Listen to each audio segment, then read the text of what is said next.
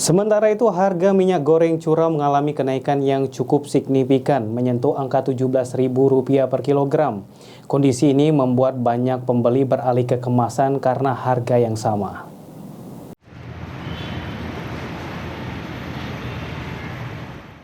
Tidak seperti sebelumnya, harga minyak goreng curah kini mengalami kenaikan yang cukup signifikan, menyentuh angka Rp17.000 per kilogram dari sebelumnya di harga Rp15.000 per kilogram.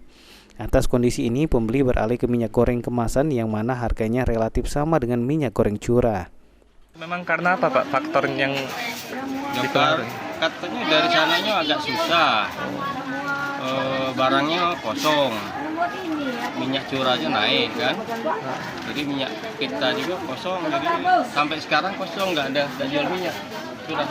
Jadi cuman jual minyak curah ya Pak ya? Minyak curah ada.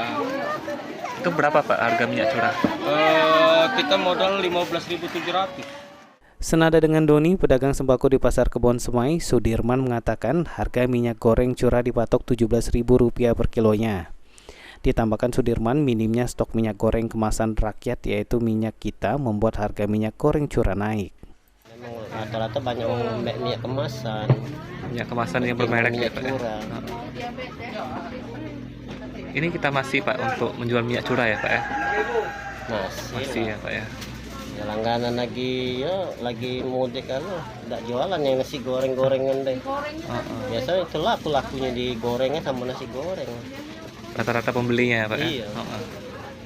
Paling kalau gorengnya beli 4 kilo dia pakai jerigen dia. Kalau pakai jerigen ya itulah.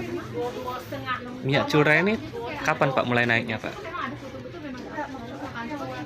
Ya sebulanan. Sudah lebih sebulan ya Pak ya? Oleh karenanya, para pedagang sembako berharap agar harga minyak goreng curah kembali stabil serta pasokan minyak kita dapat terpenuhi. Hafidz Zainul, PAL TV.